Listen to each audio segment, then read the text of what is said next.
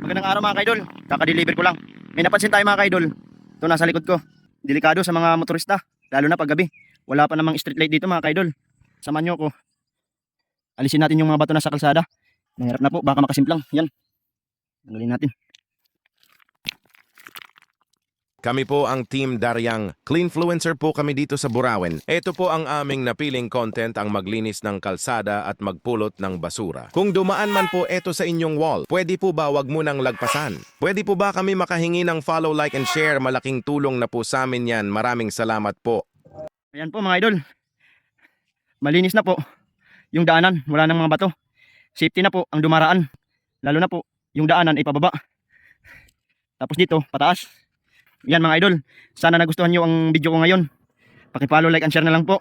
Maraming salamat. Magandang araw.